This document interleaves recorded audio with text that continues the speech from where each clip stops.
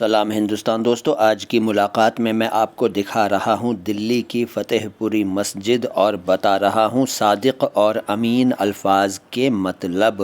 لیکن اس سے پہلے کہ میں مطلب بتاؤں، آپ سے پوچھنا چاہتا ہوں کہ کیا میں پہلے کی طرح ایک سوال پوچھنا شروع کر دوں؟ کمنٹ باکس میں مجھے بتائیے گا۔ آپ کو یاد ہوگا کہ میں پہلے ایک سوال پوچھا کرتا تھا ویڈیو کے اینڈ میں، ویسے میں آج بھی ایک سوال پوچھوں گا، لیکن آپ لوگ بتائیے گا کہ اس طرح کی چیزیں کروں یا نہ کروں، سوال پوچھنے کا سلسلہ کنٹینیو کروں یا نہ کروں، ٹھیک ہے؟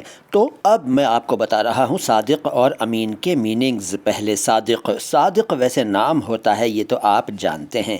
اس کا مطلب ہے سچا، سچ بولنے والا، جھوٹ نہ بولنے والا۔ صادق نہیں، صادق۔ اس کے بعد امین بھی ایک نام ہوتا ہے ویسے تو، اور ہاں، صادق اور امین دونوں شبد عربی بھاشا سے اردو میں آئے ہیں۔ امین کا مطلب ہے امانت دار، جو امانت میں خیانت نہ کرے، بھروسے مند، جو ایماندار ہو، جو وفادار ہو۔ اس کے علاوہ جائیداد کی نگرانی کرنے والا بھی امین کہلاتا ہے۔ امین سمپلی ایسے سمجھ لیجئے کہ وہ انسان جس کے پاس لوگ اپنا قیمتی سامان رکھ کر چلے جائیں اور بعد میں جب وہ آ کر لیں تو انہیں اپنا سامان پورا کا پورا ویسے کا ویسا ملے۔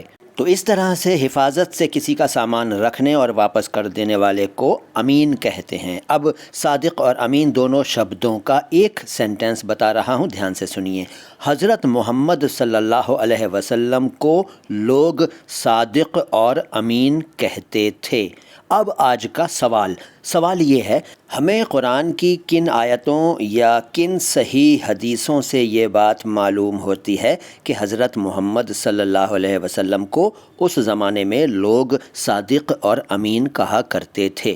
ان آیتوں یا صحیح حدیثوں کے نمبر بتائیے گا اگر آپ کو معلوم ہے تو، اور اگر نہیں معلوم ہے تو کسی سے پوچھ کر بتائیے گا۔ اور یہ ضرور بتائیے گا، دوبارہ کہہ رہا ہوں کہ میں کویشچن پوچھوں یا نہ پوچھوں ہر ویڈیو کے اینڈ میں۔ شکریہ۔ سلام ہندوستان۔